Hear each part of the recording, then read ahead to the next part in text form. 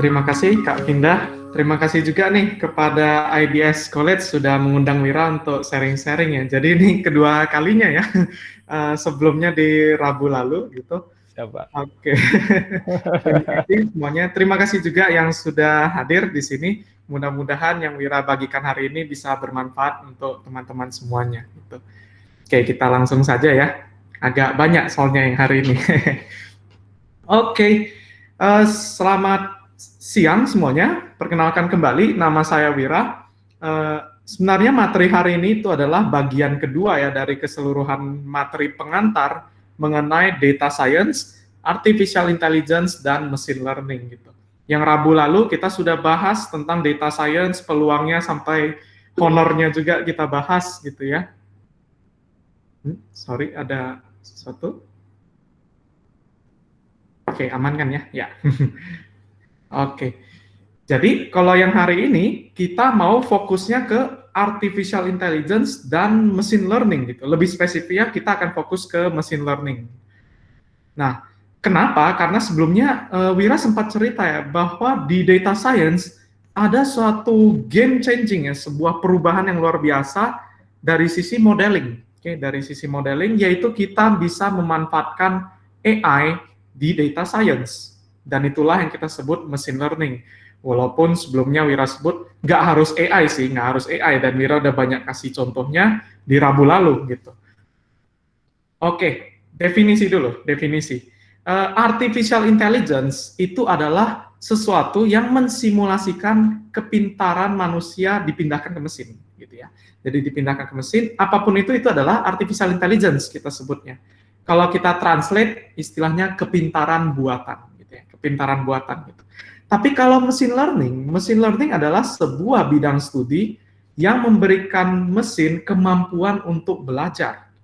Tapi kata kuncinya yang membedakan antara AI dan machine learning, atau kedepannya Wira nyebutnya ML gitu ya, machine learning, itu adalah tidak diprogram secara eksplisit.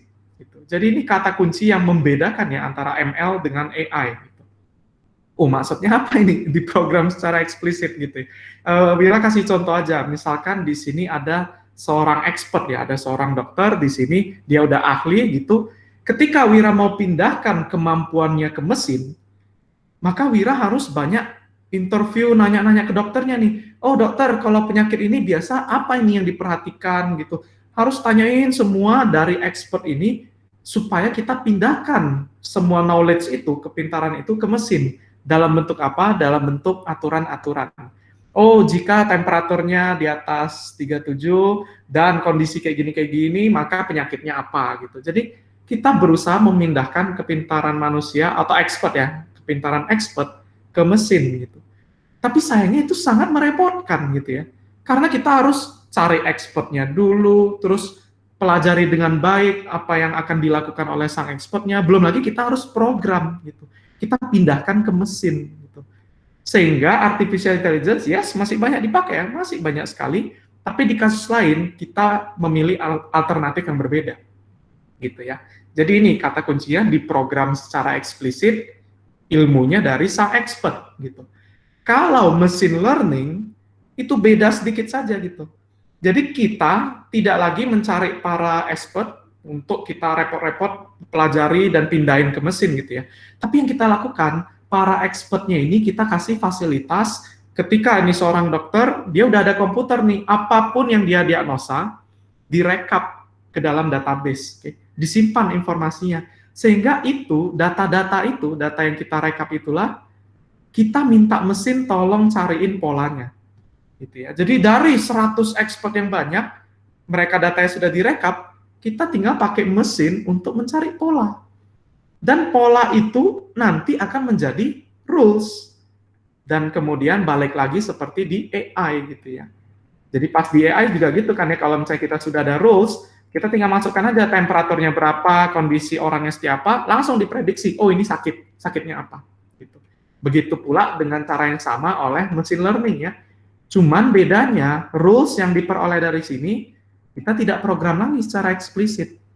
Karena kenapa? Sekarang informasinya semua sudah ada di data, dan kita tinggal minta mesin, tolong carikan polanya gitu. Dan pola itu akan jadi aturan, aturan itu yang dipakai untuk menjadi AI gitu ya.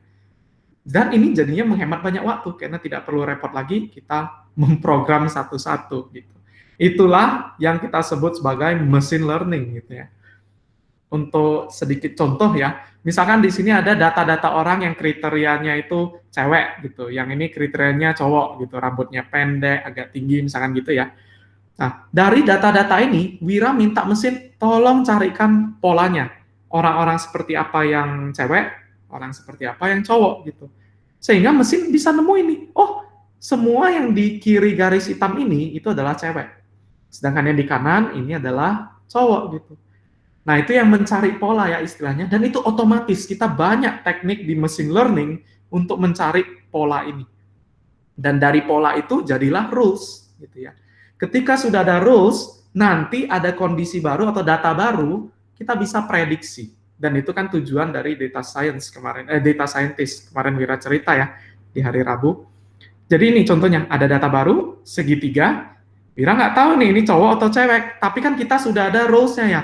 Oh, ternyata segitiganya ada di kanan pola kita ini, maka prediksinya itu adalah cowok. Gitu. Oke, prediksi ya, prediksi bisa saja salah dan itu wajar. Gitu. Jadi pada dasarnya machine learning itu adalah bagian dari AI. Gitu. Dua hal yang berbeda, tapi machine learning bagian dari AI, di mana machine learning lebih spesifik karena kita tidak lagi program secara eksplisit, tapi langsung mesinnya secara otomatis mencari pola di dalam data. Oke. Bagaimana dengan data science kemarin, Wir? Ada AI, ada ML, ada data science.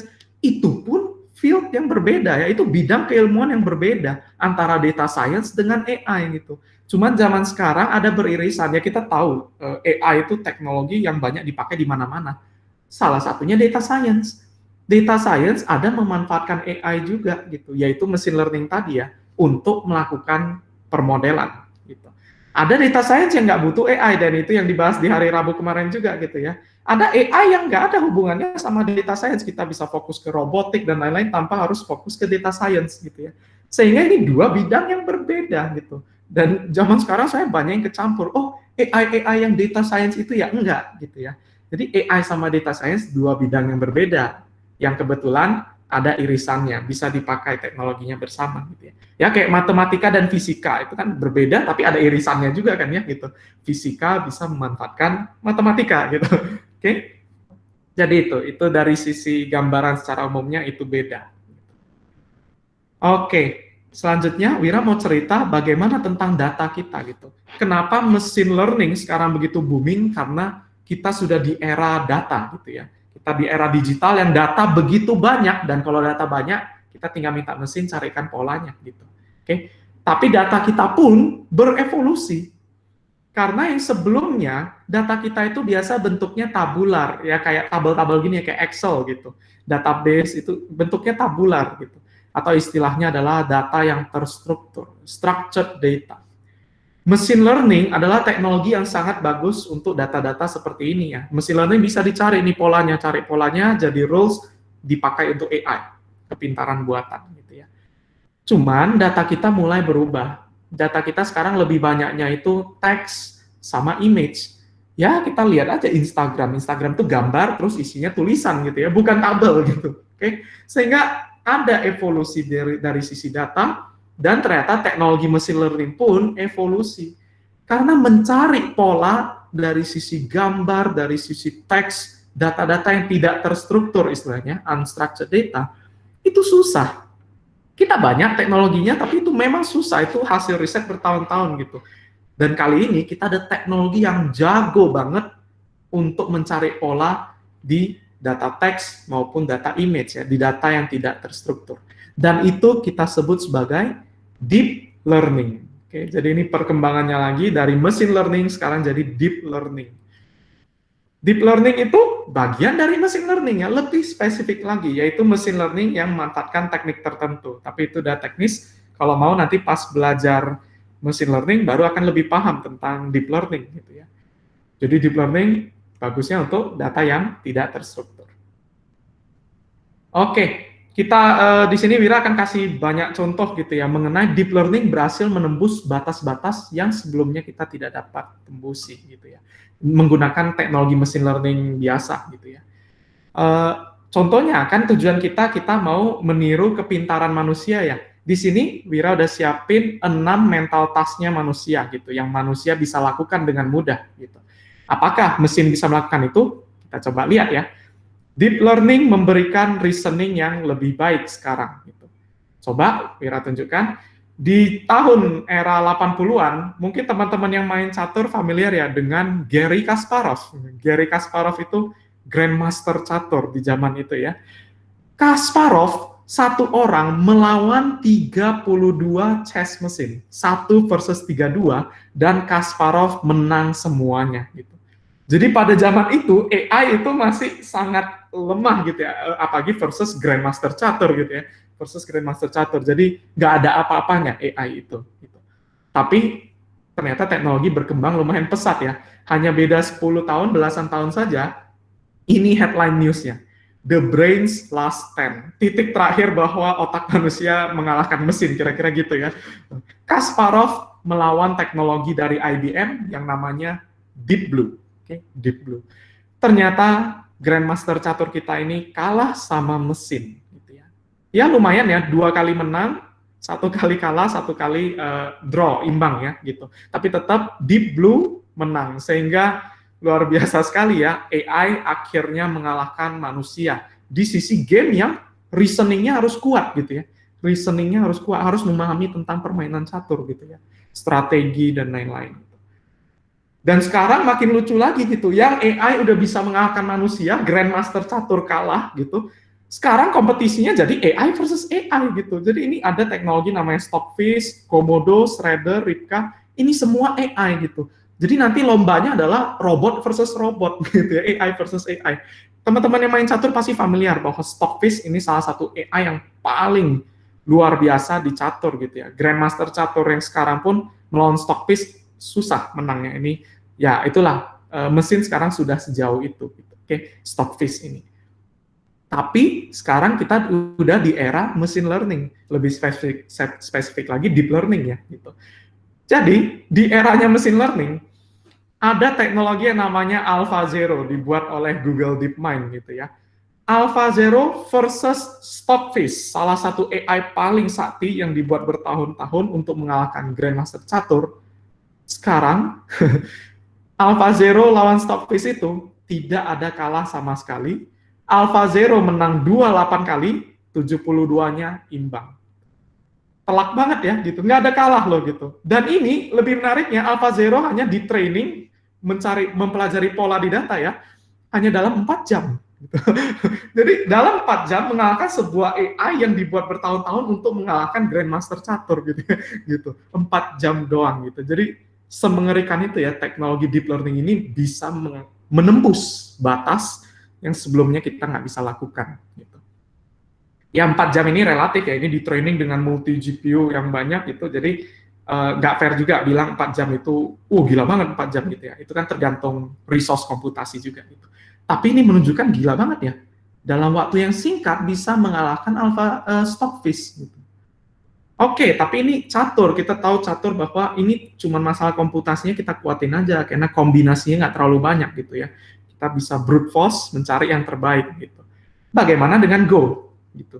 Go ini adalah permainan yang kombinasinya ini udah nggak make sense kalau kita minta mesin untuk cobain satu-satu brute force supaya menang gitu ya. Kenapa? Total kombinasinya itu ada sekitar 10 pangkat 172 kombinasi. Kalau teman-teman nggak kebayang ini seberapa besar, bayangannya gini aja nih, jumlah atom dalam alam semesta kita aja, itu sekitar 10 pangkat 80. Gitu ya. Jadi jumlah kombinasi ini, 10 pangkat 172 ini, luar biasa banyak gitu ya. Sehingga sampai lumayan recent, AI dari Go ini semua dianggap remeh sama pemain Go gitu ya. AI nggak bisa main Go gitu, nggak mungkin gitu. Karena kombinasinya terlalu banyak gitu. Ternyata hal itu juga berubah gitu ya. Di tahun 2016, jadi masih lumayan recent ya, 4 tahun lalu, ada teknologi yang namanya AlphaGo melawan Lee Sedol, salah satu profesional di bidang Go gitu ya. dan Lisidol kalah telak 4-1 gitu ya, kalah telak gitu. Dan ini kaget, soalnya sebelumnya semua pemain Go menganggap remeh sama AlphaGo ini. Alah, ini paling AI yang kayak biasa juga, nggak bisa ngapa-ngapain di game Go gitu. Ternyata tidak seperti itu, karena kalah telak gitu ya. Sampai komentar dari Lisidol tuh seperti ini gitu. Jadi setelah 3 kali game, kalah semua gitu ya, kalah semua, dia sampai bilang kayak gini nih, saya menganggap remeh kemampuan dari AlphaGo, dan sekarang saya merasa tidak berdaya. Dia sampai bilang kayak gitu, gitu ya. Game keempat, tapi dia menang, dan dia sampai bilang, ini adalah satu kemenangan yang saya nggak mau gantikan dengan apapun. Gitu. Karena dia sendiri aja udah ragu, dia udah merasa tak berdaya melawan AlphaGo ini ya. Gitu. Jadi ketika dia menang, dia sendiri pun kaget. Gitu. Sayangnya di game kelima pun, yes, kita tahu ya, beliau kalah gitu. Tapi beliau bilang, saya merasa saya sudah berkembang gitu. Dan ini permainan kali ini memberikan saya beberapa ide baru gitu ya. Jadi kita bisa lihat bahwa luar biasa ya, bermain dengan mesin itu bukan berarti mesin menggantikan manusia gitu, tapi kita bisa bekerja sama-sama mesin untuk menjadi lebih baik gitu. Termasuk di catur, semenjak ada Stockfish AI mesin, permainan catur, strategi permainan catur itu makin lama makin kompleks dari sisi manusia, karena manusia akhirnya belajar banyak juga dari mesin. Gitu. Tapi sayangnya ini berita yang menyedihkan ya, update, Wira dengar bahwa beliau jadinya udah pensiun dari Game of Go gitu. Wah, itu berita yang menyedihkan ya, mungkin trauma atau gimana, tapi beliau pensiun. Gitu. Ini contoh game yang Wira buat ya, mungkin teman-teman familiar sama game Snake di Nokia dulu ya gitu. Ini Wira buat game Snake-nya bisa main sendiri gitu. Bahkan ini Wira buat Snake-nya kompetisi dengan Snake yang lain gitu ya. Jadi bisa. Sekarang mesin sudah menembus batas, membuat dia reasoning yang lebih baik gitu ya, jauh lebih baik. Gitu.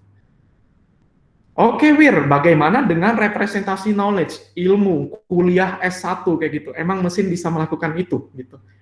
Di sini Wira ya, jadi ini bukan ahli, ini cuma Wira, orang biasa gini, dengan teknologi deep learning, Wira bisa melakukan diagnosa X-ray, gitu ya, diagnosa X-ray yang biasanya membutuhkan ilmu level S2, gitu ya, S2 untuk membaca ilmu radiologi ini ya. Wira lakukan untuk mendeteksi apakah paru-parunya ini ada pneumonia atau enggak, yang bisa dipakai untuk COVID-19, bisa saja gitu ya. Dengan akurasinya berapa? Akurasinya mencapai 93%. 93%. Jadi itu lumayan banget, 93%. Nggak tahu kalau Wira dibandingin dengan expert, apakah akurasinya sekitar itu. Tapi ini menunjukkan kekuatan dari deep learning untuk representasi knowledge ya, keilmuan. Gitu. Oke. Ini juga ada company medical yang lain ya, Analytic, dan di Indonesia, ini teman Wira dari ITB ya, ada yang membuat yang namanya Neurafarm gitu. Ini maskotnya Dokter Tania gitu ya. Dokter Tania ini jadi kita kayak bisa foto tanaman kita, para petani gitu ya, para petani foto, terus bentuknya kayak chatbot. Nanti Dokter Tania bisa rekomendasikan mungkin pupuknya perlu ditambahin atau ada penyakit apa di tanamannya. Itu deep learning bisa melakukan itu gitu ya. Gitu, luar biasa sekali gitu. Oke, bagaimana dengan perencanaan dan navigasi? Kita tahu bahwa kalau robot itu kayak jalannya aja masih linglung gitu, suka jatuh-jatuh gitu ya. Kita coba lihat yang ini. Gitu. Jadi di tahun 2004 itu ada kompetisi dari DARPA untuk driverless car challenge gitu ya. Dan itu di padang pasir, Mojave Desert gitu ya. Padang pasir mungkin nggak tahu, nggak ada hambatannya, paling ada apa? Kaktus gitu ya. Gitu. Agak lapang gitu kan ya. Tapi nggak ada yang menang di tahun 2004 tuh. Kompetisi itu diadain dan paling jauh cuman ada yang sampai 12 km oleh CMU gitu ya. Tapi di 2005 ada yang sudah menang ya.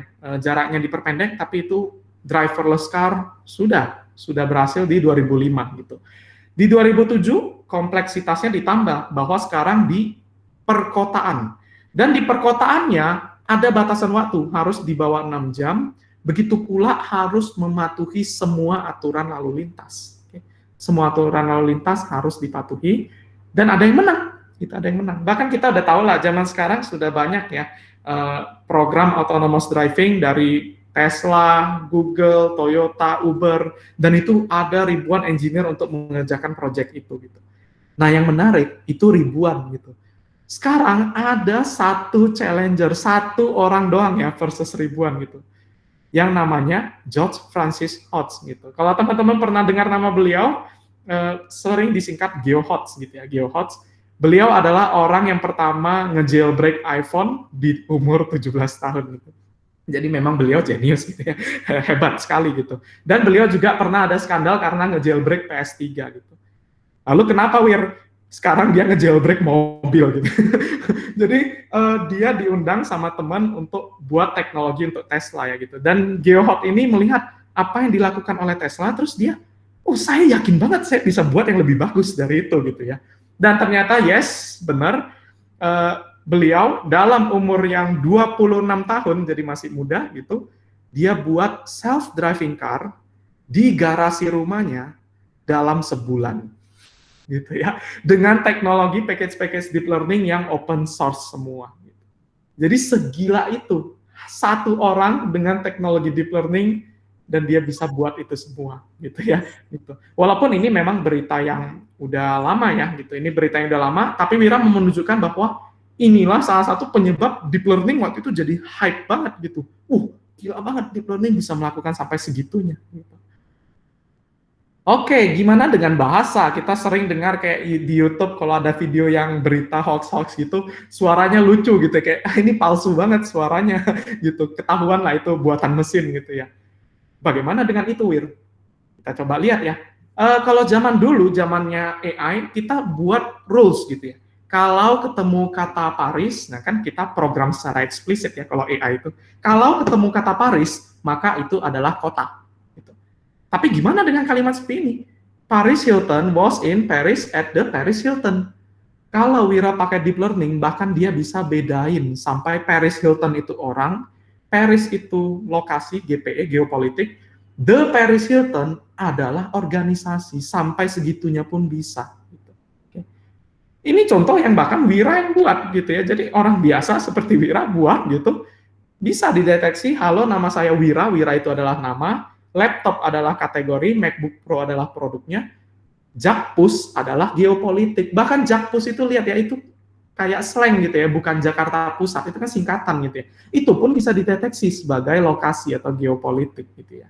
Dan ini Wira orang biasa bisa buat seperti itu gitu. Oke. Ini autocomplete. Zaman sekarang autocomplete makin sakti lagi. Contohnya ini Wira cuman isi 2 kata doang, Indonesia is gitu. Sisanya yang abu-abu itu di-generate sama mesin. Home to the largest concentration of sea turtles in the world gitu. Bahkan sampai ke kalimat-kalimat selanjutnya, konteksnya masih nyambung gitu ya. Masih ngomongin sea turtle gitu ya. Jadi ini menarik sekali, luar biasa ya gitu. Di-generate oleh mesin gitu. Tentunya ini mengerikan ya. Teknologi itu pedang bermata dua gitu. Kembali ke manusianya, kalau kita ada nuklir, kita bisa jadi sumber energi bertahun-tahun, luar biasa, atau menjadi senjata gitu. Sama seperti ini ya, ini bahaya karena bisa membuat berita hoax jadinya, yang lumayan meyakinkan ya. Ini secara grammar, konteks nyambung semua masalahnya gitu. Oke. Ini contohnya dari sisi persepsi gitu. Oke, kalau bahasa bicara oke deh, tapi kalau persepsi, penglihatan dan pendengaran gimana gitu ya. Ini contohnya ada dari foto 2 dimensi bisa di-generate 3D modelnya. Gitu ya. Jadi, gila banget nih, 3D model, enak juga ya, gitu. Artinya, ini sangat banyak bisa dipakai contohnya di dunia entertainment, film, atau game gitu ya. Misalkan film kita mau yang wajah aktornya bisa lebih muda gitu. Jadi ya udah kita tinggal ambil foto aktornya pas lagi muda, bisa langsung nanti di-generate 3D CGI-nya gitu ya modelnya gitu. Atau mungkin aktor yang sudah meninggal tapi kita mau bangkitkan lagi untuk jadiin film gitu. Bisa gitu. Atau misalkan game sepak bola PES yang tiap tahun sebenarnya relatif sama gitu ya, relatif sama, tapi misalkan ada karakter baru nih, ada pemain sepak bola baru, ya udah tinggal minta fotonya, langsung di-generate 3D modelnya, langsung deh PES 2021 jadi gitu. Nggak gitu juga gitu ya, tapi ini contohnya sangat membantu di bidang entertainment atau games gitu ya. Nah, ini dari sisi pendengaran gitu. Jadi coba kita dengar video ini.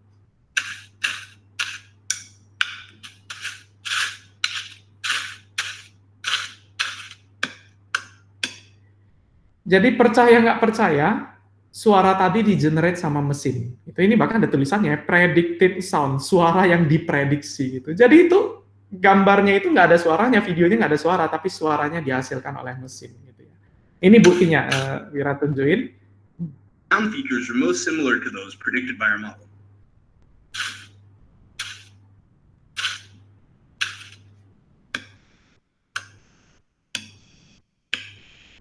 Itu ya, karena mesin itu cuma mesin pencari pola, jadi dia melihat kondisi gerakan tangannya, tekstur yang diketuk, baru dia keluarin suaranya, mempelajari pola gitu ya.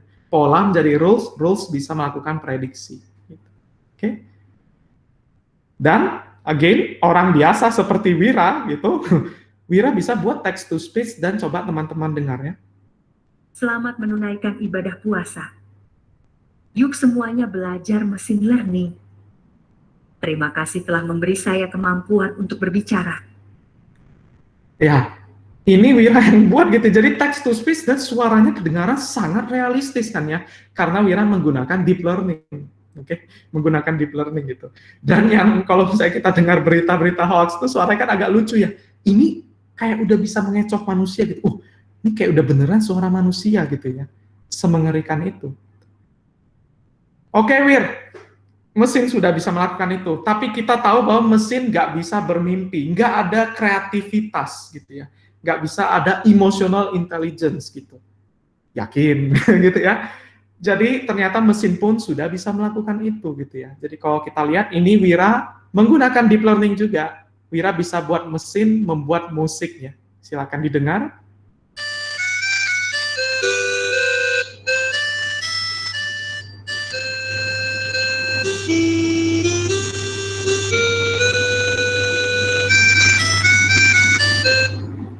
Ini kok musiknya kayak lagu-lagu daerah gitu, Wir. Karena memang Wira latih, Wira training mesin ini menggunakan 47 lagu daerah Indonesia gitu. Dan ini lagunya di-generate sama mesin gitu ya. Kreativitas gitu. Gimana dengan lukisan? Jadi ini ada gambar planetari gitu ya. Dan di sini ada gambar yang terkenal oleh Van Gogh gitu ya. Van Gogh gitu, Starry Night gitu. Stylenya Van Gogh, Wira bisa transfer ke gambar lain yang namanya neural style transfer. Sehingga gambarnya jadi kayak gini. Gambar planetari tapi seperti dilukis oleh Van Gogh gitu. Contohnya ini Wira ada siapin, Wira pakai neural style transfer gitu ya. Jadi ada gambar Kak Najwa gitu, kemudian di sini ada lukisannya, stylenya, pindahin stylenya, jadi deh gambar Kak Najwa yang seperti itu gitu. Jadi luar biasa gitu ya.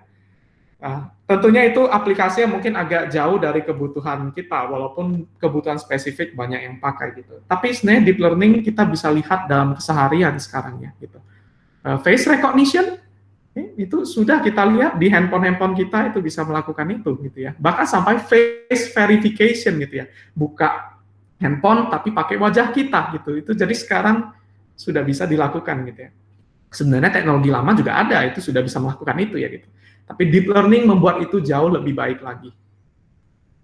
Recommendation system, jadi teman-teman yang selama ini suka dengar Spotify, nonton YouTube, itu rekomendasinya ngapain? Ya mempelajari pola kita ya gitu, pattern di kita supaya rekomendasinya harapannya semakin baik gitu.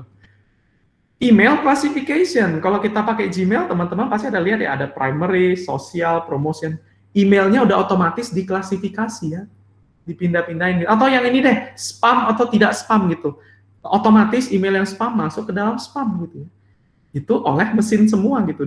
Dipelajari polanya nih. Kalau kata-katanya kayak ada pangeran dari nggak tahu dari mana Uzbekistan gitu mau kasih warisan, nggak itu tipe-tipe yang spam misalnya kayak gitu ya. Gitu. Atau mama minta pulsa kalau SMS. Mesin melakukan itu. Nah, face translation app gitu, face app gitu ya teman-teman harusnya pernah lihat aplikasi seperti ini.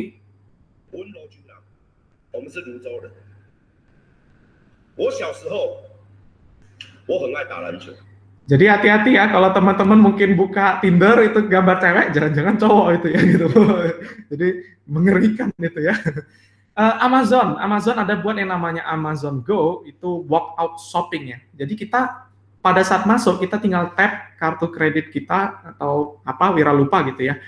Terus kita tinggal belanja aja, ambil barangnya, terus kita keluar, nggak ada kasir gitu ya. Langsung keluar, langsung otomatis nanti kena charge di kartu kredit kita gitu. Karena di atas-atas itu, di langit-langitnya itu banyak CCTV, banyak kamera yang melakukan computer vision, yang ngedeteksi kita itu ambil apa saja, dan itu yang nanti di-charge gitu ya.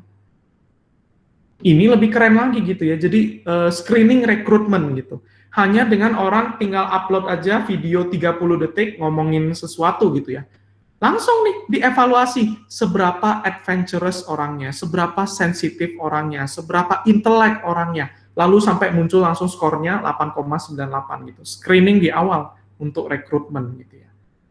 Wait, aneh sekali, 30 detik untuk bisa menentukan orang itu seberapa sensitif gitu. Bahkan di sini ada entusiasme, kindness, kebaikan gitu. Emang masuk akal gitu ya, 30 detik video kita bisa menentukan orangnya ini baik atau enggak gitu. Kalau menurut Wira sih itu nggak logis gitu. Nah, jadi ini mulai harus hati-hati gitu ya. Kita banyak teknologi yang kelihatannya wow banget, tapi kadang itu too good to be true ya. Ada tanda tanyanya gitu, ada tanda tanyanya. Dan disinilah kenapa Wira mau sampaikan juga, machine learning itu ada batasannya. Gitu, oke. Jadi too good to be true, tanda tanya gitu. Machine learning ada batasannya gitu. Kita balik aja ke definisi awal machine learning itu ngapain ya. Dia itu dari data dicari polanya, dijadiin rules-nya bisa dipakai untuk prediksi. Berarti kelemahan machine learning apa? Kelemahan machine learning karena dia cuma mesin pencari pola, ya polanya harus ada gitu. Kalau datanya itu nggak ada polanya, apa yang mau dicari sama mesin kita? Ya dia nemu pola, tapi itu random gitu ya. Polanya itu pola yang nggak make sense gitu. Atau contoh lain memang ada polanya, tapi polanya itu kondisi telah berubah gitu ya. Jadi polanya nggak bisa dipakai ke kondisi yang baru gitu. Wira kasih beberapa contoh gitu. Misalkan yang tadi ini ya, gitu. Kita bisa lihat bahwa yang face app itu tadi lumayan meyakinkan, tapi ketika kondisi tertentu, mungkin matanya lagi tutup, kepalanya agak terlalu miring, coba lihat gambar wajah ceweknya, jadi agak gagal ya di generate wajah palsunya itu, gitu. Karena ekstrapolasi nggak selalu berhasil gitu ya, pola nggak selalu bisa dipakai sepenuhnya ke kasus-kasus yang baru gitu. Contoh lain, Alexa itu sangat terkenal ya, teknologi yang sudah terkenal banget. Ini ada Alexa, remind me to feed the baby. Tolong ingatkan saya untuk kasih makan bayi gitu ya. Jadinya kayak gini nih, jam 2, di feed the baby, kalahkan bayi itu gitu ya gitu. Jadi Alexa-nya salah dengar gitu ya.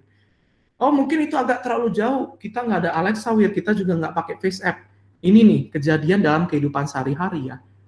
Spam gitu, email spam gitu. Ini kejadian yang nyata ya, teman Wira kena soalnya. Offering letter dari pekerjaan itu masuk ke spam. Gitu. Dan ini tahun berapa? Ini udah di tahun sekarang dengan teknologi yang sekarang itu pun masih gagal. Gitu ya. Masih ada case di mana offering letter masuk ke spam dan kita sendiri mungkin merasain masih ada spam yang masuk ke inbox kita. Benar nggak? Teman-teman masih merasakan itu kan? Karena machine learning itu cuma teknologi pencari pola. Dan pola itu nggak bisa jamin 100% case-nya ke cover gitu ya. Pasti ada case yang di luar yang ketika kita ekstrapolasi nggak berhasil. Gitu. Dan itu wajar, kita harus menerima bahwa teknologi ini masih banyak kekurangannya. Gitu. Walaupun di kasus yang sudah ada sejak lama nih, email spam ini udah lama banget kita ada teknologinya, masih aja gagal. Gitu. Contohnya yang tadi ini gitu ya, tentang ketok-ketok suara rumput gitu. Karena yang dipelajarinya suara rumput, sekarang Wira ekstrapolasi nih, coba kalau Wira ketuk air, apa suara yang keluar? Ya suara rumput gitu ya.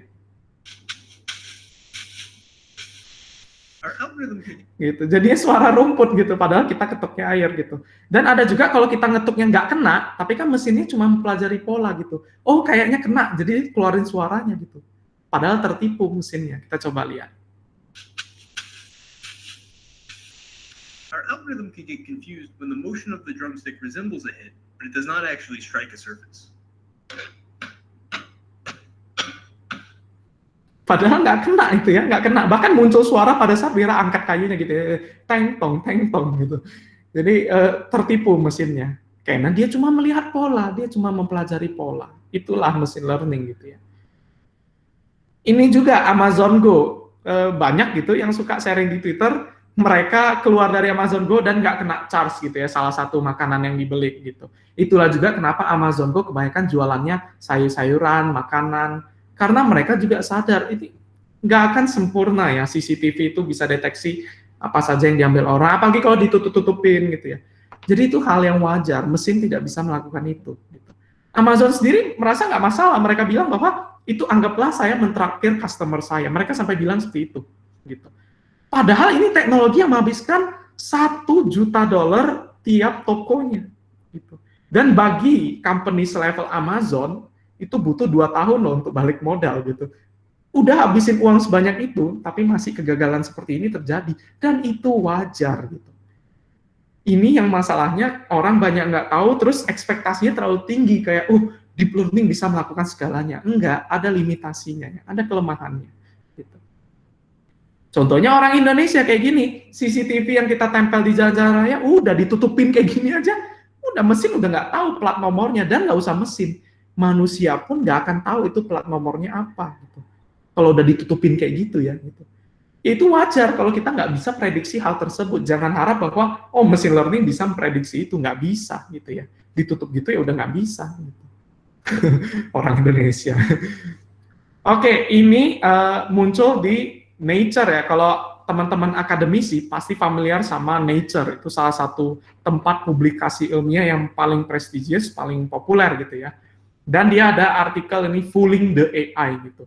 Contohnya ini nih, ada lambang rambu-rambu lalu lintas stop gitu ya, stop gitu.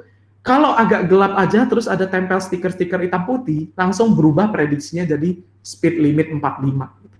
Apalagi di Indonesia yang orang rambu-rambu lalu lintasnya penyok-penyok, suka dicoret-coret gitu ya.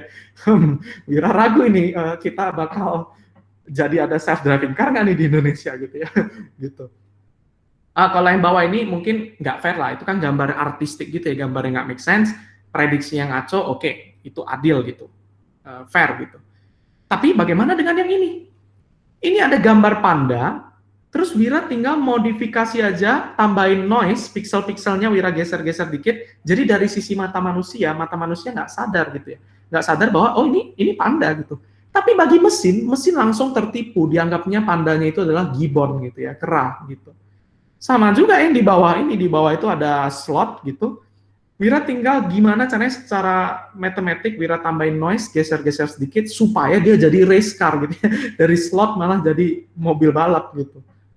Semudah itu ya mesin ditipu gitu. Dan ini artikel yang masih lumayan recent ya, masih lumayan baru gitu. Jadi itu menunjukkan seberapa batasan dari teknologi kita sekarang gitu ya. Oke, ini yang tadi stop sign tadi, kalau misalnya diputar atau digencet, dia bisa berubah jadi dumbbell, bisa ubah menjadi raket gitu. Tapi mungkin itu nggak adil lah gitu. Emang kapan kita ada stop sign yang keputar kayak gitu gitu? Itu nggak adil gitu. Tapi bagaimana dengan yang di bawah ini? Itu gambar capung gitu ya, tapi dianggapnya prediksinya adalah tutup selokan gitu, manhole cover gitu ya.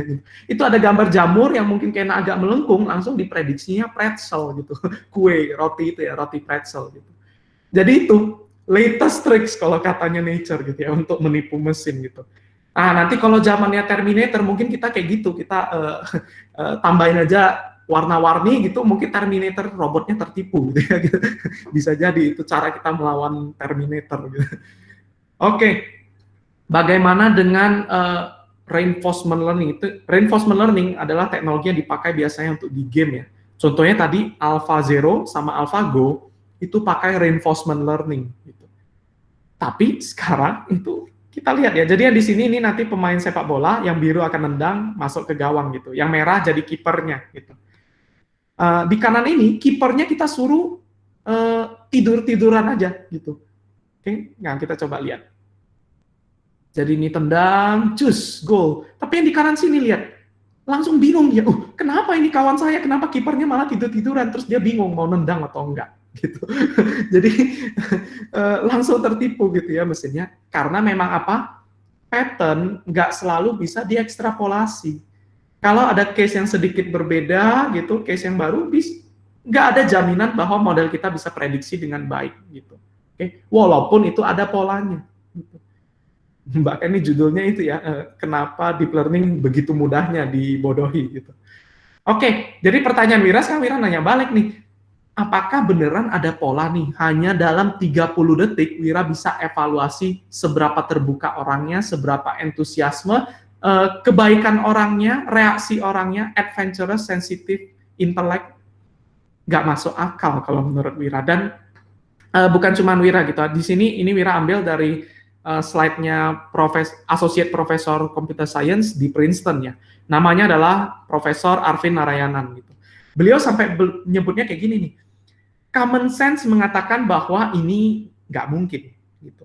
Dan AI expert pun bakal setuju dengan saya bahwa produk ini sebenarnya cuman random number generator. Gitu. Jadi ini adventurous, sensitif, itu angka-angka yang muncul itu sebenarnya angka yang random aja gitu bagi mesin keluarin, ya mesin prediksi keluar angka random gitu. Tapi manusianya jadi percaya gitu. Dan itu kan jadi masalah gitu kan ya. Gitu. Nah, itu yang bikin masalah gara-gara kita overhype, teknologi kita bisa gini, bisa gitu gitu. Nah, Profesor Arvin Narayanan ini buat sedikit pengelompokan gitu yang bisa membantu kita gitu. Di sini Wira juga modifikasi sedikit dari slide-nya Prof. Arvin Narayanan ya. Intinya kayak gini nih, kalau yang berhubungan sama persepsi, contoh gambar, mengenal wajah orang, itu kan ada jawaban pastinya, kita tahu, oh kalau wajah ini ya wajah Wira, oh wajah yang seperti ini wajah siapa gitu. Makanya penelitiannya, deep learning teknologinya berkembang dengan sangat pesat. Tapi kalau kita udah berhubungan sama judgment, menghakimi gitu, contohnya copyright violation. Kita nggak jarang ya kita lihat YouTuber itu kena copyright gitu, padahal dia nggak melakukan kesalahan gitu. Atau hate speech detection gitu. Ini kan abu-abu gitu. Ada yang bilang kayak ini mengkritisi, tapi ada yang bilang itu hate speech gitu. Abu-abu kan ya. Atau essay grading gitu. Menilai sebuah essay itu kan abu-abu ya, judgment gitu. Atau yang tadi aja, spam atau tidak emailnya. Itu adalah judgment. Dan yang seperti itu, deep learning itu nggak sempurna ya, imperfect gitu. Atau mungkin belum sempurna, Wira juga nggak mau terlalu pesimis ya, teknologi kita berkembang terus gitu. Tapi sejauh ini itu tidak sempurna, walaupun untuk case yang semudah itu, gitu. Semudah spam ya, spam atau bukan. Tapi gara-gara itu abu-abu judgment, bagi mesin itu jadi susah. Dan dia prediksinya jadi abu-abu juga. Nah ini yang lebih parah nih, social outcome gitu, memprediksi kesuksesan pekerjaan, memprediksi resiko terorisme. Ya Wira tanya balik gitu, manusia kalau Wira minta untuk menentukan resiko terorisme atau menentukan ini orang bakal sukses nggak di pekerjaannya, manusia pun bingung gitu. Ini sesuatu yang bahkan manusia pun ragu kalau mau jawab. Apalagi kalau kita kasih ke mesin. Gitu. Cuman masalahnya ya seperti ini, orang malah kasih ke mesin terus dijual, dikomersialisasikan, dan itu jadi masalah menurut Wira. Gitu. Okay. Jadi kalau yang berhubungan sama social outcome sebenarnya itu dubious ya, nggak masuk akal gitu. Semakin ambigu bagi manusia, seharusnya itu tidak reliable menggunakan machine learning. Karena machine learning hanya mencari pola gitu. Jadi kalau yang di case-case yang kayak gini, ini polanya nggak jelas atau bahkan mungkin polanya nggak ada gitu. Ada orang yang wajahnya agak kayak kasar gitu, ada goresan-goresan, ada luka gitu, tapi orangnya baik banget. Ada orang yang wajahnya baik banget ternyata psikopat, gitu kan? Nggak bisa gitu kayak kita menentukan ada polanya untuk social outcome gitu ya. Cuman itulah masalahnya. Ini yang suka dipakai untuk dikomersialisasikan gitu ya. Itu masalah sebenarnya gitu. Jadi itu kita perlu sadari bahwa machine learning itu masih banyak batasannya gitu. Ini contoh ya, bukan company kecil, ini company besar ya, Google gitu. Ini bahkan berita yang masih sangat baru, April 2020 gitu. Google sebelumnya pernah presentasikan dia bisa membuat AI yang sangat akurat gitu ya, sangat akurat untuk memprediksi penyakit diabetes, kalau nggak salah, hanya dari retina gitu. Walaupun memang ada bidang yang pelajari itu ya, namanya retinopati gitu. Nah, AI-nya itu akurat banget, tapi itu cuma di lab gitu. Ketika dipakai ke realita, ternyata doesn't work gitu. Dan itu realita bahwa ini ya, pattern nggak selalu bisa diekstrapolasi gitu. Oke. Itu realita gitu. Okay. Ketika kondisinya seperti itu, machine learning jadi nggak berdaya, ya, nggak reliable gitu, akurasinya pun tidak baik gitu. Dan yang seperti ini, kalau yang polanya bahkan nggak ada gitu, patternnya aja nggak ada gitu, kenapa kita malah pakai machine learning gitu? Jadi ini berita baru ya, berita yang masih sangat baru gitu. Lebih parahnya lagi, yang kayak gini, jadi dipakai secara predatori ya, karena lagi hype-nya nih, semua company lagi sibuk, presiden memberi isyarat untuk semua harus berpindah ke 4.0 gitu ya. Jadinya kayak gini deh, company memanfaatkan itu untuk keuntungan gitu ya. AI startup claim ada app yang otomasi, padahal sebenarnya di balik layarnya manusia gitu. Atau istilah teknisnya adalah Itu ya, the concept of mechanical Turk gitu. Mechanical Turk ini sebenarnya boneka, Wira lupa ini, pokoknya dihadiahi ke Ratu Inggris atau apa gitu ya, dihadiahin. Ada boneka yang bisa main catur gitu, boneka kayu gitu. Tahu-taunya di dalamnya itu orang gitu. Istilahnya mechanical Turk gitu. Nah, ini dimanfaatkan. Overhype-nya ini dipakai untuk komersial gitu. Nanti udah untung tinggal cabut gitu. Nah, ini bahaya, ini masalah sebenarnya gara-gara overhype itu. Jadi Wira agak kesal juga sama media yang membuat mengagung-agungkan kayak AI ini bisa menyelesaikan segala masalah gitu. Snake oil ya, minyak ajaib gitu. Padahal AI tidak seperti itu ya. AI tidak seperti itu, dan itu Wira penting sampaikan ke teman-teman yang mau belajar AI gitu, yang mau belajar machine learning gitu. Apalagi mau dipakai ke data science gitu. Apalagi gitu. Jadi itu hype itu sangat merugikan bisnis ya. Tapi apa emang benar hype itu beneran ada? Apakah benar merugikan bisnis gitu? Atau cuman Wira aja ini yang nyebut-nyebut, alah itu merugikan bisnis, alah hype itu Wira yang nyebut doang, tapi kenyataannya kok enggak, saya aja nggak merasa hype gitu.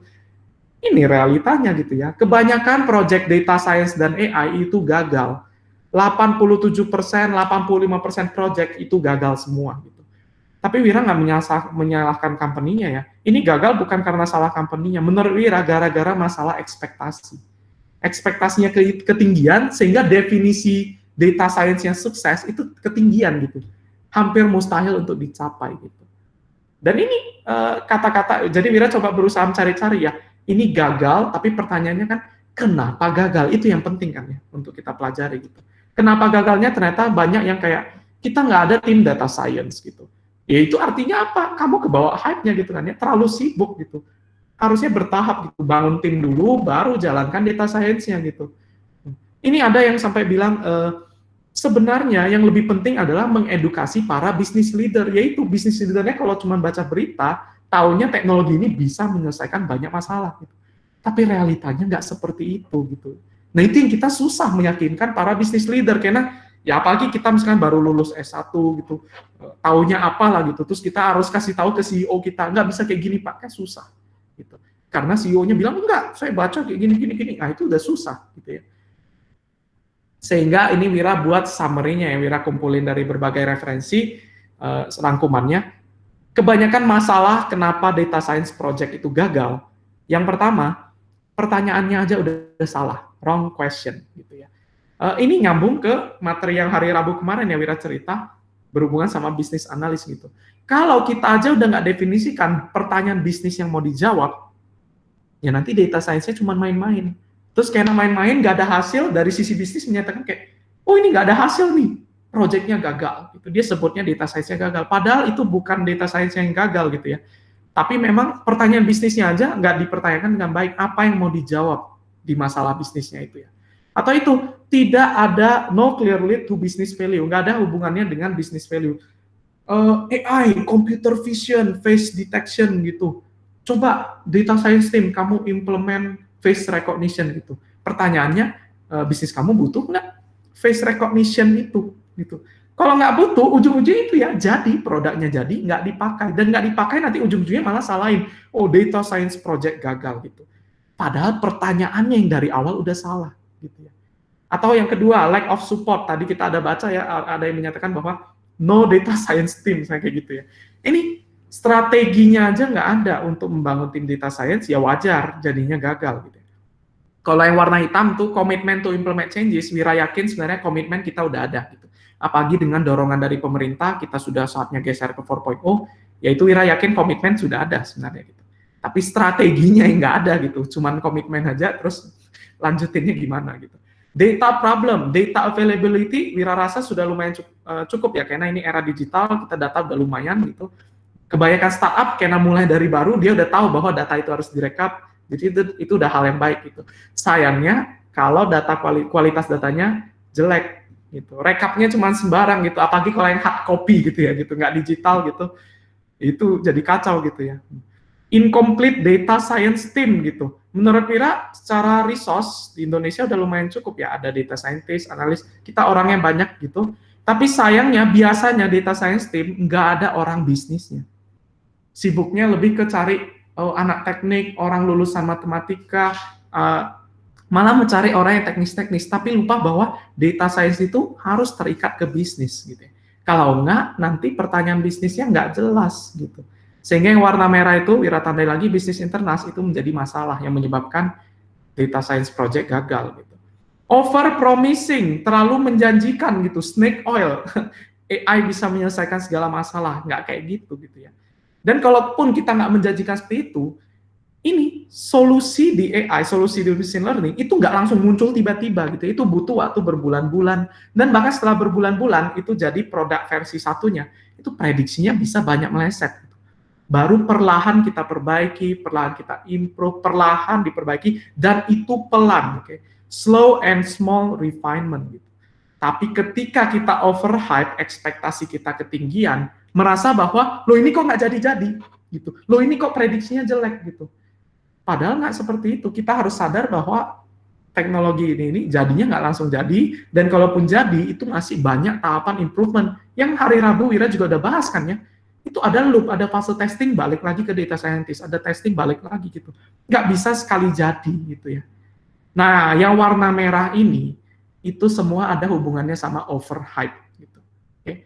Makanya Wira paling takut melihat berita buat ini booming-booming, oh teknologi ini bagus-bagus kayak gini-gini, itu merusak ekosistem bisnis kita gitu. Itu sangat merugikan kita sebenarnya gitu. Gara-gara overhype, over expectation itu ya. Oke Wir, berarti ini kok kayaknya negatif banget Wir gitu. Tadi awalnya bilang bagus-bagus, sekarang ternyata realitanya tidak semanis itu gitu ya Wir gitu. Ada solusi nggak Wir? Gitu. Ada solusi nggak? Ya mungkin baiknya gitu ya, Wira udah sampaikan jelek-jeleknya, kekurangan kita. Apakah ada solusi? Wira sendiri masih kesulitan untuk menyampaikan apakah benar ada solusi yang baik gitu. Solusi yang terbaik menurut Wira adalah edukasi para business leader gitu ya. Mereka harus paham tentang teknologi ini, bukan cuma tahu dan suruh ini kita bangun data science ini. Mereka harus paham apa itu data science dan batasannya, itu yang penting gitu. Karena limitasinya yang jarang dikasih tahu gitu. Di media itu ya kasih tahu yang bagus-bagusnya. Nanti kalau udah gagal semua, itu kan jadi berita lagi, baru tampilin. Itu kan keuntungan buat media ya. Oh, ini data science di startup ini gagal, itu jadi berita gitu. Dan profit bagi para media gitu. Oke. Jadi itu, menurut Wira ya, solusi yang baik adalah kita harus punya proses yang baik di data science gitu. Kalau di development, kita mengenal ada yang namanya agile, ada yang namanya scrum, kanban, dan lain-lain gitu ya. Dan gara-gara ini kedengarannya kayak keren gitu ya, oh kayak tech company gitu, sehingga banyak yang ketika data science malah diaplikasikan teknik ini. Padahal sebenarnya nggak cocok gitu ya, data science itu nggak cocok sama agile gitu, nggak cocok gitu. Karena data science namanya juga science, orang science itu riset gitu ya, riset itu adalah trial and error, coba dulu, observe, gagal atau berhasil. Baru nanti kalau gagal diperbaiki lagi. Jadi nggak ada istilah kayak agile gitu, step by step dan pasti jadi. Nggak kayak gitu. Dan di sini workflow dari yang Wira saranin itu adalah CRISP DM ini ya. CRISP DM ini, gambar ini gitu. Kita bisa lihat bahwa yang pertama adalah business understanding-nya dulu. Masalah bisnisnya apa, pertanyaan bisnisnya apa, baru dilanjutkan ke pemahaman data untuk menjawab pertanyaan-pertanyaan bisnis. Ini mirip banget yang Wira bahas di hari Rabu kan ya, gitu. Baru lanjut ke mempersiapkan data, baru modeling, baru dievaluasi lagi. Kalau modelingnya gagal, apa mungkin pertanyaan bisnisnya yang salah, atau mungkin memang ini harus iterasi, harus diimprove lagi, baru nanti deployment ya, jadiin aplikasi, jadiin web gitu. Okay. Jadi iterasinya ini nggak semudah agile gitu ya, bahkan nggak se-fleksibel agile gitu. Banyak limitasi gitu. Kita harus banyak trial and error ya. Roughly yang warna biru-biru ini masing-masing bisa memakan 3 bulan gitu. Dan kalau Wira hitung ini berarti udah 1, 2, 3, 4, 5, 6 kali 3 bulan, itu udah 18 bulan, hampir 2 tahun. Sedangkan ekspektasi kalau melihat kayak AI ini bisa menyelesaikan segala masalah, ekspektasinya kan saya nggak mau tertinggal gitu. Ini dari pemerintah udah nge-push gitu. Bulan ini juga harus jadi, itu nggak logis. Nggak logis gitu ya. Harus ini ada beberapa bulan baru prototipe pertama jadi, kita coba improve lagi gitu ya. Gitu. Oke. Jadi itu sedikit gambaran ya mengenai dunia machine learning. Kalau ini machine learning ya, yang hari Rabu yang data science gitu. Oke, dan ini semua referensi yang Wira pakai termasuk untuk yang hari Rabu gitu. Dari Wira kayaknya ini sudah cukup ya. Jadi kalau teman-teman mau belajar machine learning lebih jauh dalam bahasa Indonesia, mungkin teman-teman yang kesulitan bahasa Inggris gitu, silahkan nih Wira ada YouTube yang namanya Jacob untuk Indonesia. Yang mau belajar boleh belajar dari sana gitu ya. Atau ada yang mau menghubungi Wira atau nanya-nanya, silakan ini email Wira untuk dihubungi. Oke deh, dari Wira sekian dulu. Terima kasih ya. Kita bisa lanjut ke sesi tanya jawab.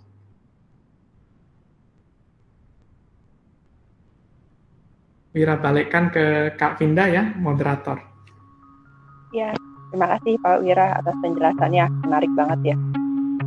Nah, untuk pertanyaan kita lanjut ke sesi. You gonna break my